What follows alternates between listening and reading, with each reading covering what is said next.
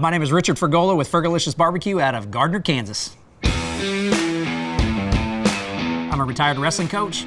One day I went to a barbecue contest and was like, what the heck am I looking at here? I saw all the big rigs and saw all these cookers, and then I retired from where I was teaching at and became an administrator, and my colleagues gave me a KCBS judging class to take, and the rest is history, man. Fergolicious was born. And actually, my youngest son, when he was 6 years old, we were driving by a restaurant in our hometown. It was empty, and just out of nowhere in the back seat, he said, "Daddy, you should buy that place and call it Fergolicious Barbecue."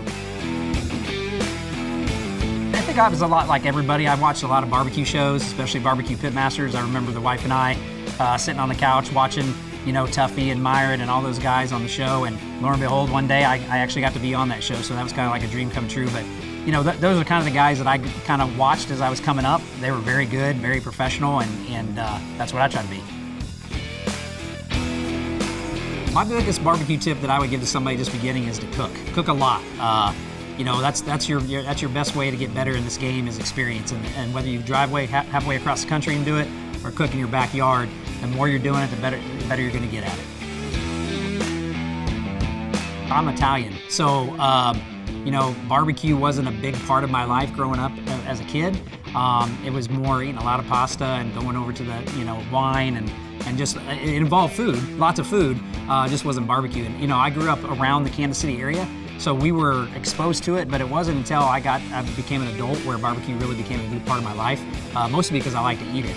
And then when I learned how to kind of cook it and grill at home, then I just became infatuated with it.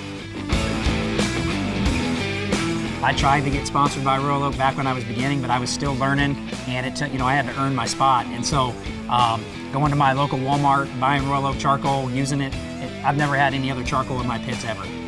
What I love about being part of Team Rolo is that it's an American-made product. I love that.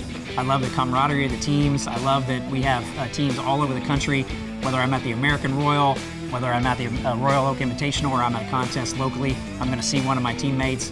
We have a great time, and that's the whole premise of barbecue is family.